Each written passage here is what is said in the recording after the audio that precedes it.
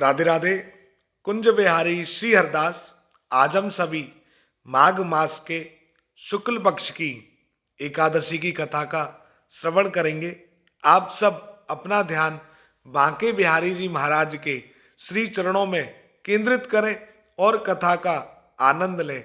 नमः कुंज बिहारिण्यै, नमः कुंज बिहारिणे, स्वामी श्री हरिदासाय गुरुनाम गुरुवे नमः। राधा मेरी स्वामिनी, मैं राधे जू को दास, जन्म जन्म मोहे दीजियो, श्री वृंदावन को वास। वृंदावन सो वन नहीं, नंद गाँव सो गाँव, बंसी बट सो बट नहीं, कृष्ण नाम सो नाम। आप सब श्री राधा कृष्ण जी का नाम जपते हुए, वृंदावन धाम का स्मरण करते हुए इस कथा का आनंद लें।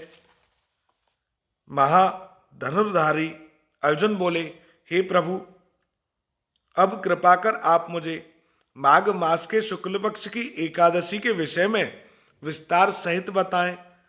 इस एकादशी में किस देवता की पूजा अर्चना करनी चाहिए तथा इस एकादशी के व्रत की क्या कथा है और उसके करने से क्या फल मिलता है। श्री कृष्ण भगवान बोले, हे पार्थ, माघ मास के शुक्ल पक्ष की एकादशी को जया एकादशी कहते हैं। इस एकादशी के व्रत से मनुष्य भूत प्रेत पिशाच आदि की योनि से छूट जाता है। अतः इस एकादशी के व्रत को विधि पूर्वक करना चाहिए। अब मैं तुम्हें जया एकादशी के व्रत की महिमा सुनाता हूँ, ध्यान पूर्वक सुनो। एक समय देवराज इंद्र नंदनवन में विहार कर रहे थे। चारों ओर उत्सव का सा माहौल था। गंधर्व गायन कर रहे थे और गंधर्व कन्याएं नृत्य प्रस्तुत कर रही थीं। वहीं पुष्पवती नामक गंधर्व कन्या ने माल्यवान नामक गंधर्व को देखा और उस पर मोहित होकर अपने हाव भाव से उसे रिझाने का प्रयास करने लगी। माल्यवान भी उस पर मोहित होकर अपने गायन का सुरताल भूल गया। इससे संगीत की लय टूट गई और संगीत का सारा आनंद बिगड़ गया। सभा में उपस्थित देवों को यह बहुत बुरा लगा। यह देखकर देवराज इंद्र भी कुपित हो गए। संगीत एक पवित्र साधना है। इस साधना को भ्रष्ट करना अपराध है। अतः इंद्र क्रोधित हो उठे और उन्होंने पुष्पवती तथा माल्यवान को शाप दे दिया। संगीत की साधना को अपवित्र करने वाले माल्यवान और पुष्पवती, तुमने देवी सरस्वती का अपमान किया है, अतः तुम्हें मृत्यु लोक में जाना होगा। गुरुजनों की सभा में असंयम और लज्जाजनक प्रदर्शन करके तुमने गुरुजनों का भी अपमान किया है। इसलिए इंद्रलोक के निवास के बदले अब तुम अधम पिशाच असंयमी का सा जीवन बिताओगे। इंद्र का शाप सुनकर वे अत्यंत दुखी हुए और हिमालय पर पिशाच बनकर दुखपूर्वक जीवन व्यतीत करने लगे। उन्हें गंध, रस, स्पर्श आदि का कुछ भी ज्ञान नहीं रहा। वहीं उनको असहनीय दुख सहने पड़ रहे थे। रात दिन में उन्हें एक क्षण के लिए भी नींद नहीं आती थी। उस स्थान पर अत्यंत सर्दी थी, जिसके कारण उनके रोम खड़े हो जाते थे, हाथ पैर सुन्न हो जाते थे, दांत किटकिटाने लगते थे। एक दिन पिशाच ने अपनी स्त्री से कहा, ना मालूम हमने पिछले जन्म में कौन से पाप किए हैं जिससे हमें इतनी दुखदाई है पिशाच योनि प्राप्त हुई है।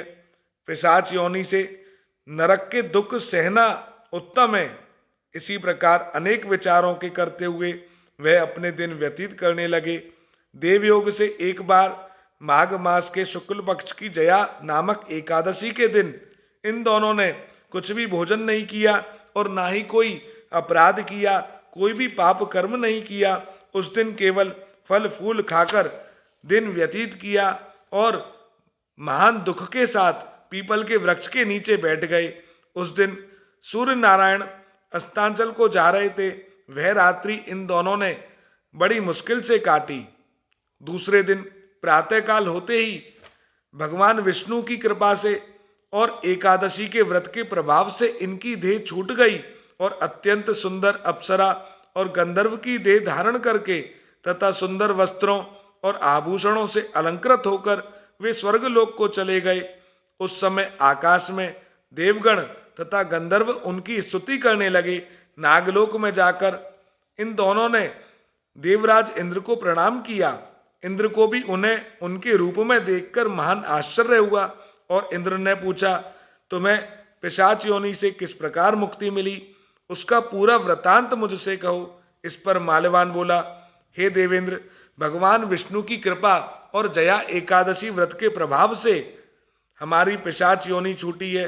इंद्र बोले, हे माल्यवान, एकादशी व्रत करने से तथा भगवान विष्णु के प्रभाव से तुम लोग पिशाच की देह को छोड़कर पवित्र हो गए हो और अब तो हमारे भी वंदनीय हो गए हो, क्योंकि शिव तथा विष्णु भक्त हम लोगों के वंदना करने योग्य हैं।